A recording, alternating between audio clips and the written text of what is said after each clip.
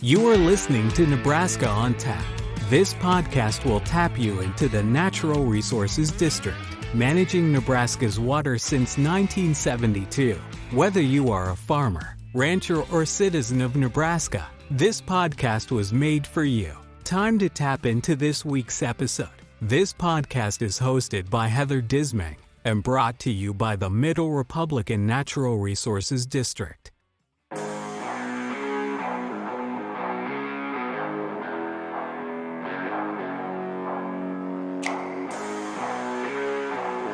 Hello everyone, and welcome to this week's edition of Nebraska on Tap. This week we're going to have a show featuring fire weather warnings with Shawn Jacobs, who is the warning coordinator meteorologist out of North Platte's NOAA. So I'm pretty sure a few of us have received a fire weather warning or a red flag warning on our phone, and a fire weather zone is actually applied to that. And a fire weather zone is generally a small county-sized area of land with a similar climate, weather, and terrain characteristics. And then this forecast information is put into those zones for pre-suppression and planning purposes. So Shawn's going to talk to us about how the fire weather warnings play out for him as a meteorologist professional.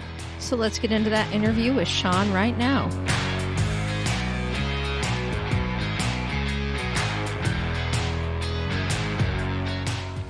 Hi, Shawn Jacobs with the National Weather Service out of North Platte, Nebraska.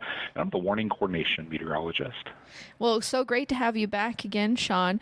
This time, I want to pick your brain a little bit about fire weather. So, as we know in Nebraska, weather can change quickly. Tell us a little bit about how fire weather unveils itself. Yeah, in the wildland fire world, we have a triangle that represents fire behavior.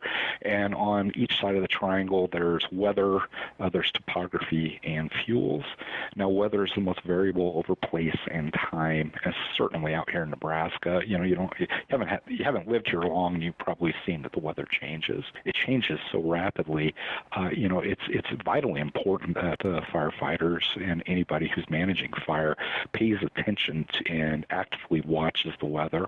Now here in Nebraska, when we think weather, we can get cold fronts that come through, and we've seen temperatures just plummet behind cold fronts.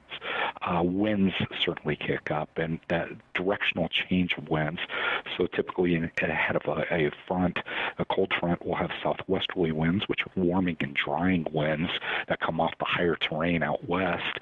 And then you get that frontal passage, and then all of a sudden now the wind is blowing northwesterly, so you go from southwesterly to northwesterly, or the flank now of the fires. So it's important that anybody interested in fire, managing fire, pays attention to these changes. Also, humidity. I've seen many times here in Nebraska, humidity basically is just a measure of atmospheric moisture. And I've seen many times in Nebraska where the moisture is 100% in the morning, so we've had foggy conditions. And then by 1 o'clock in the afternoon, we have fires out on the prairie that are very, very difficult to control. And humidity works with the fuels in tandem, whereas when we have higher humidity, basically the fuels are taking in moisture from the atmosphere, but when you have low humidity, the fuels give off moisture to the atmosphere. So it's lower humidity. It's drying those fuels and making them that much easier to combust. So humidity is another big thing that the firefighters here in Nebraska or those managing the grasslands pay attention to. And of course, temperature. Warmer and warmer conditions. There's an inverse relationship with temperatures and humidity, where as the temperature rises, if you're not adding moisture to the air, then the humidity drops. So, a little rule of thumb here: for every 20-degree increase in temperature, you can expect your humidity to drop by 50%. So if you have 100% humidity in the morning and it's near 32 degrees, and you raise up to the lower 50s, now your humidity is around 50%. And then if you go another 20 degrees, and the afternoon it's 75 degrees now, but your humidity is down below 20%, and those fuels are ready to burn. So, that's something that they pay attention to as well. And many people don't think about this, but sky cover and the angle of the sun, that solar insulation is huge on allowing the preheating of those fuels and just getting those grasses, available to burn. So on those cloudy days, it's much more difficult to get, fires to burn. Not saying that they can't. Of course they can, but, compared to sunny days, those sunnier days, those range fires sure can move because the sun is helping the fire do a lot of the work. That's really interesting, because when you think about it as just an average citizen, you don't really think about cloud cover or not cloud cover. And sure, you also were an instructor for firefighters, right? Yeah, so I still get to do this from time to time, and it's a passion of mine. I love studying about the weather and certainly talking about the weather. So I've worked with the state of Nebraska and then also local fire departments, volunteer departments, or local agencies to teach the NWCG. So S290 and S390 course. So a lot of our firefighters, especially those out west, they get what's known as the red card, and they complete a basic 190, 130 course, and they got to go through the PAC test. But those that are really interested in learning about fuels and fire behavior and weather, then go on and take the 290, 390, 490, and even 590 course. And I've gone through those courses. They're amazing courses, but it's a lot of fun, working with the firefighters and educating them on what I know, which is the weather. The S290 course I especially love because we start looking at fire in the third dimension. When you think about fires and how they spread across the landscape here in Nebraska, most of the time our range fires are driven by the wind. So their direction and the speed that fire is moving is directed by the wind. Stronger, windier days, of course, you're going to get larger runs. But what people really don't pay attention to is the stability of the atmosphere. And we can measure wind in the horizontal, but you really can't measure the stability of the atmosphere with like an ammonometer. We can in other ways, but basically is how is that air rising? And on unstable days, what that does is it allows fresh oxygen to the fire. So if you think about a fire and it acts like an area of low pressure, and air is all converging at the center of that fire, well, that converging air has to go somewhere. It just can't hang out there, so it starts to rise up. On unstable days, that rising process happens much quicker, thus allowing a fresher inflow of air and oxygen to the fire. And fires, in order to burn, they have to have heat, they have to have oxygen, and they have to have a fuel source. And so when you're giving them a fresh source of oxygen to a fire, that really helps those fires burn. And I've been across the nation, watching fire and helping manage fire. You head out west, or in time I've been up in Alaska, in Canada, whatever, you've seen plumes, these huge generated plumes because that fire is just, burning through forests or whatever, and they generate what looks like thunderstorms. Well, we get those plume-dominated fires here in Nebraska, and I remember back in 2012 up along the Pine Ridge and then along the Niobrara River Valley, we can get those type of plumes here in Nebraska. So it's very fascinating, but we teach in these classes, not only the sensible weather, the weather that you can feel, but also how to anticipate how the stability of the atmosphere will change and how that will impact fire behavior. Tell me about incident meteorology. Yeah, so there's a cadre of meteorologists within the National Weather Service that are known as incident meteorologists. Now, IMETs, what we call ourselves, they're specially trained meteorologists that provide decision support services to expanding incidents. So, IMETs get deployed out to these large fires. There's IMETs deployed all across the western United States right now on some of those large fires. But we can also go out on like oil spills. There's been IMET deployments on other disasters after tornadoes, after the space shuttle unfortunately came apart across Texas. It's whenever there's an incident and there's a need to pay attention to weather, these IMETs can go out. So I got to serve in the IMET program. program, and it was one of the best, in fact, the best part of my job here in the National Weather Service is getting out there and working with these incident management teams. And I've been able to fight fire or help manage fire from all the way from Alaska across the interior or western interior all the way, through the Arrowhead of Minnesota and into the southeastern United States. But you're embedded with these teams. You're sleeping in a tent. You're out there for weeks upon weeks, and you're providing the information so that everybody gets to go home safely and meet the objectives of that incident. It's such a good feeling seeing how your forecasts matter, and especially to the safety of those men and women that are out there managing those fires, and then also how you can help save money by effectively using the weather to help manage the incident. So it's just a great program, and there's about 90 to 100 I met within the National Weather Service. They get hundreds of hours additional training each year. A lot of it is focused on wildland fire. When I was a part of the program, I always said we were the Navy SEALs of forecasters in the National Weather Service, which is certainly not true. I mean, there's so many good forecasters within the National Weather Service, but in terms of fire weather, we certainly were the ones that were called upon. And when you guys put out these warnings for others, what are some of the processes you go through to let everybody know that they are in a warning? Oh, yeah. So there are the red flag warnings here with the National Weather Service, and basically each area has a criteria that base whether or not we issue a red flag warning. So out here in central Nebraska, west central Nebraska, it's generally 15 to 20% relative humidity and winds in excess of 25 miles per hour, and the fuels have to be ready to burn. We don't issue red flag warnings in the middle of May when everything's green, or in the middle of June when it's all green.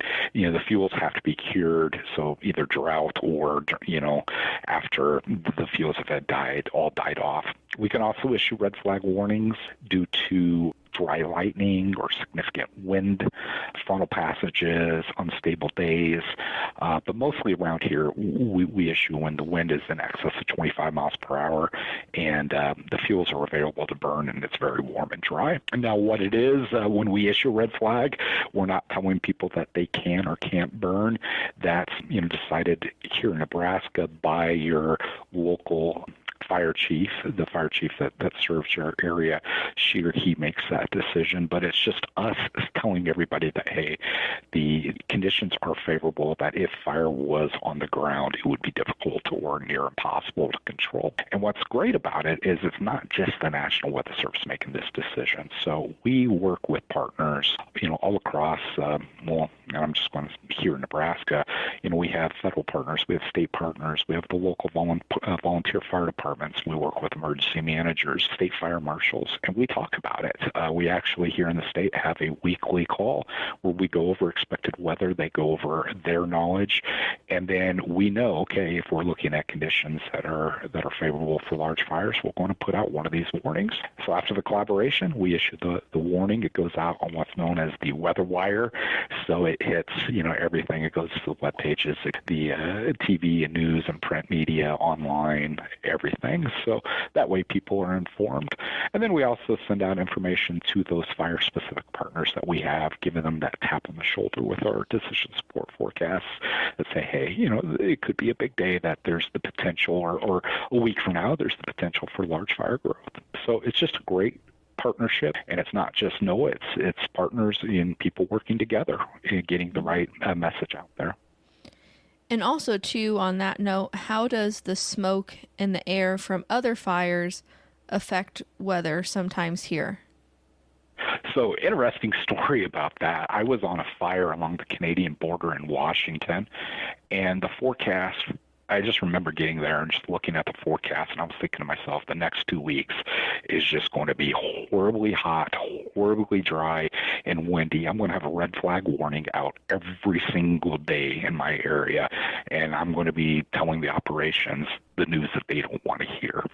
And sure enough, those conditions were realized each and every day. However, we had a fire just to our south by about 50 miles, and it was getting the heating first, so it would develop its plume, and then we would get shaded by early afternoon. And when you're shading that solar insulation, a lot of things can happen. Number one, you're getting all that nasty smoke that nobody wants to breathe.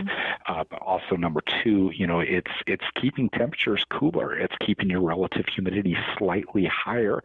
And when that's the case, a lot of times you don't mix as high into the atmosphere. What I mean by mixing is as the sun starts to heat the surface of the earth, thermals start rising up. And if you can envision, it acts like a blender in the atmosphere, mixing that warmer and drier air, upwards. And as you mix, you can bring down some of the stronger winds aloft.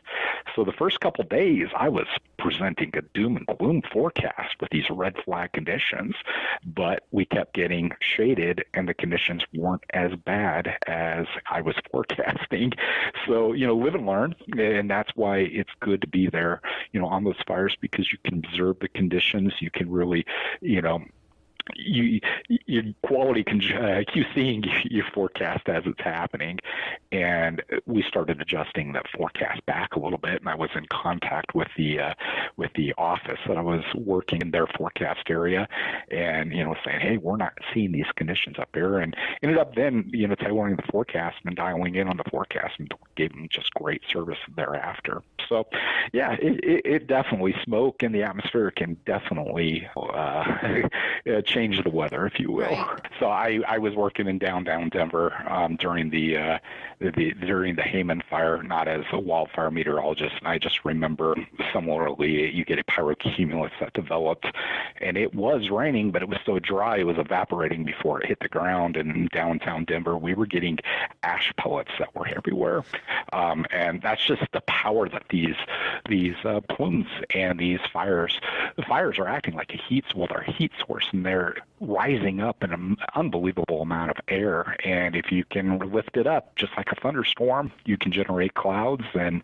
many times fires go on to produce other lightning, which start more fires. And that's another thing we used to pay attention to, or we always pay attention to a lot as an IMET, is you look at those plumes. Unfortunately, what goes up must come down, and that was always kind of a watch out situation for us. Is when you're getting a plume over a fire, all that momentum is up, but it is going to come down. So that's why you put people out there watching these things, experts watching these things, and we have the firefighters' backs watching out for them. So.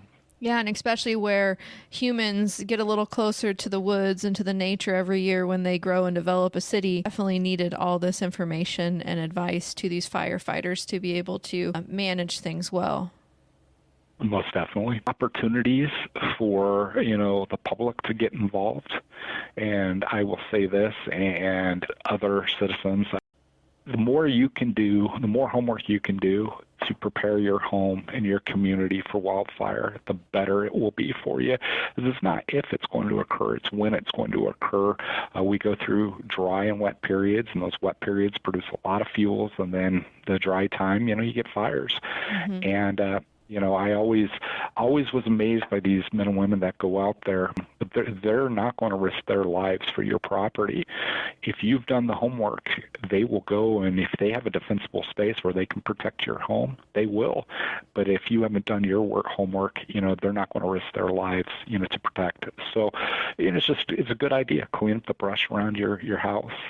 Make sure that you don't have woody material around your house when that these fire brands, the little embers that are being launched from the fire, can land in receptive fuels where they will start. If you do your homework, you'll usually fare pretty well in these big situations.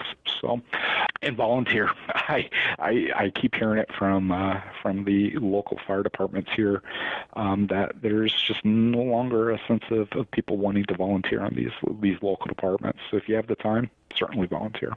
Yeah, I think that's a proper statement, because you can learn, like you said, so much by being in the moment and in the action with everybody else to help mitigate next time. Yep, exactly. Perfect. Well, thank you so much for everything that you've let us know about today, Shawn. I really appreciate it. Hey, appreciate the time. Talking with you all is something I'm very passionate about.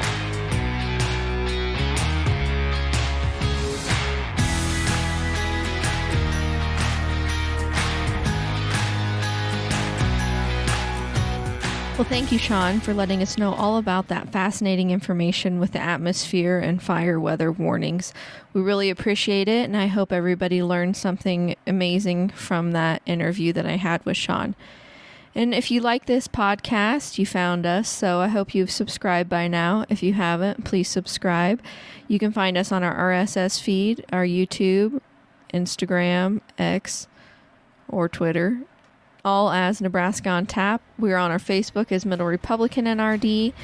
You can also check out our webpage at www.nebraskaontap.com. And we look forward to seeing you guys next week. So have a great one. Bye-bye.